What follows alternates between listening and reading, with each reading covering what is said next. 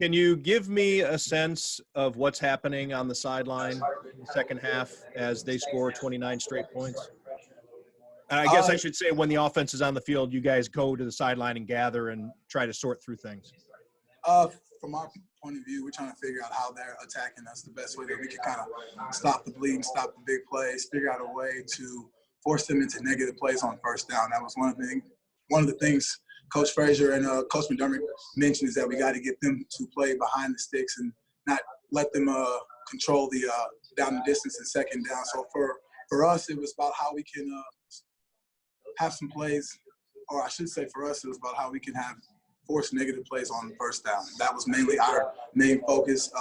That, forcing turnovers, finding a way to get our offense the ball right now, just because they're playing great ball, they're hot.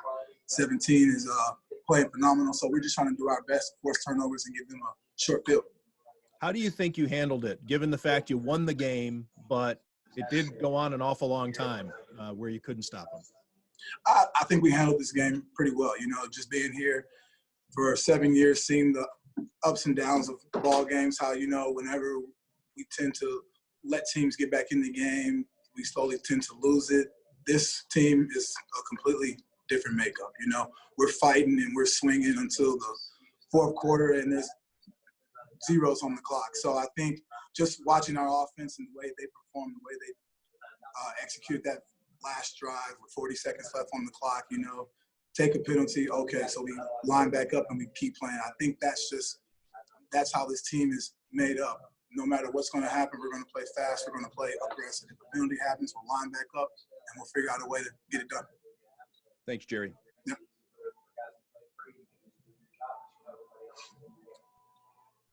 Any other questions for Jerry? Oh, go ahead, Jay. Hey Jerry, Jay Skursky with the Buffalo News. Do you feel like you touched on it there, but with how well the offense is performing, that it's buying the defense a little bit of time to sort out some of the issues that we haven't been accustomed to seeing this defense have, quite frankly, over the last few years? Yeah, it is. I think it's a great compliment. The offense has been executing their a well-oiled machine right now, and you see them executing on all cylinders. And for us, we got to figure out more ways or better opportunities to get them the ball. Josh is playing phenomenal, So for us on defense, like Coach said, in halftime and then in that third quarter, we got to find a way to force a turnover, give our offense that short field so they can go out there and just keep putting up points. They're executing at a high level right now. So for us, we just got to keep working day in and day out, and we're going to figure out how teams are attacking us, and we'll come out next Sunday even stronger. But right now, they got the hot hand, and that's what good teams do. Good teams play complementary football, and we got to tip our hats to them because 17, he has that offense rolling. You've been here the longest of anyone on the team. There have been times where when adversity struck, the team would not answer the way that it's answering right now. You mentioned there that this feels different. Can you put your finger on why it feels so different?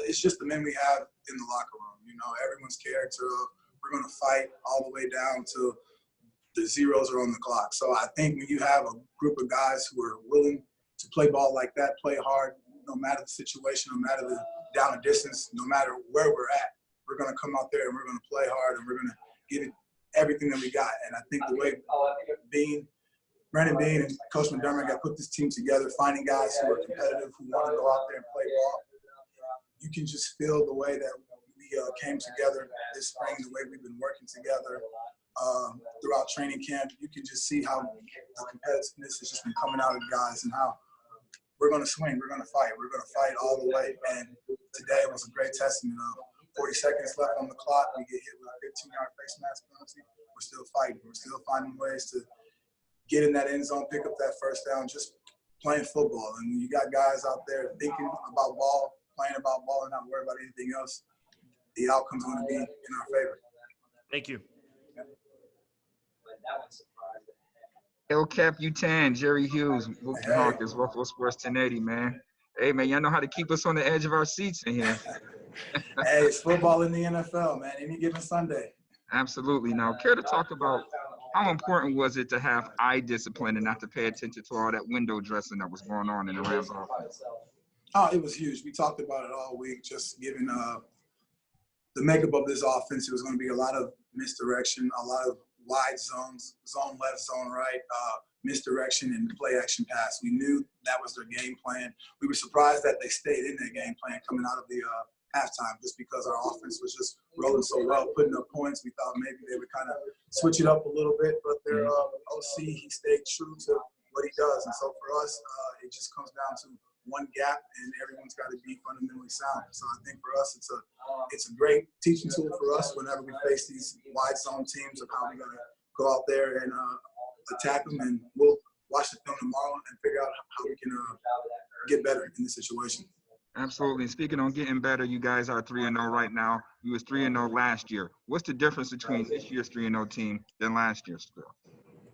The fight in the guys. No matter who's taking the field, special teams, offense, or defense, you got 11 guys who are going out there to fight. You know, we don't have a 12th man right now cheering us on, so we bring that energy and we're coming to fight for all 4 quarters. And I think just the way that Brendan Bean and Coach McDermott can put this team together to find guys who are that competitive, to find guys who are willing to go the extra distance. Man, it's been fun to watch us come together. Absolutely, man. It was fun to see you guys get everything set up to register to vote this week. Congratulations on the win, Jerry. Thank you, man. Thank you. Happy to help out. Congrats on the win. Can you hear me? I can. What's the biggest difference to you not playing any preseason game before the start of the season?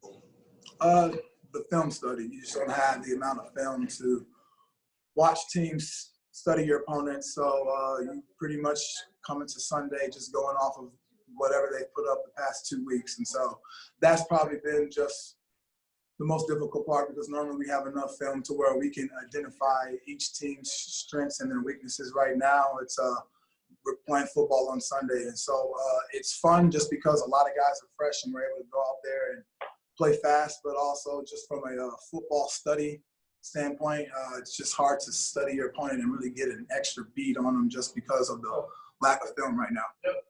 With no fans here, what was it like having your family introduce you for today's game? It was pretty cool. It was a real special moment just to see the kids up there. I don't think anybody was expecting that, so it was a very heartwarming moment. It was just cool to see it, honestly. I think a lot of guys liked it, especially me. I liked it. My little guys, they got up there and performed pretty well.